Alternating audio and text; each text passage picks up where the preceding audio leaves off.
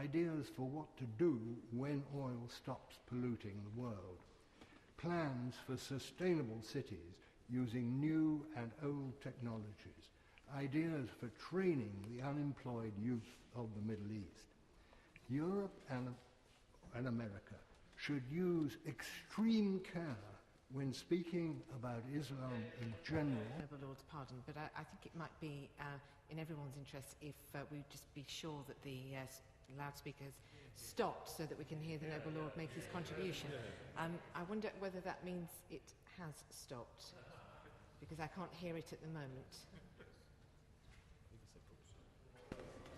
My Lords, this debate is to decide whether to use hard power to destroy an utterly ruthless and evil regime, the like of which has hardly ever been known before. We cannot wait. Every day this evil comes. My Lords, I want to strongly support the actions that are being proposed by Her Majesty's government to deal with the growing security crisis in Iraq. And I'm delighted that my front bench has issued its unequivocal support for that policy today.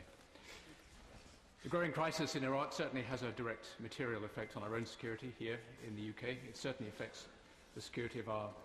it will mean coalition aircraft in direct conflict with Russian military forces on the ground, and we should... My Lords, it was against the background of extraordinary danger and profound crisis in the Middle East.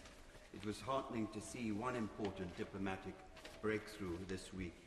The meeting in New York on Wednesday in the margins of the UN between the Prime Minister David Cameron and President Rouhani of Iran not endorse airstrikes in Syria, even though the threat from ISIS, ignores now the UK, the US and others to take drastic action if we are to eliminate ISIS.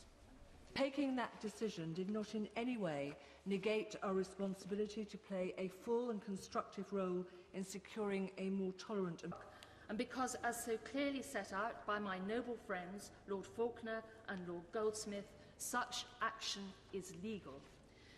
But, my Lords, any government taking action to deploy our armed forces has a responsibility to take action where there is a reasonable... Fundamentalism across the whole world. Their agenda is to eliminate the Shia and other varieties of Islam, as well as the Kafirs, or unbelievers, from the face of the earth.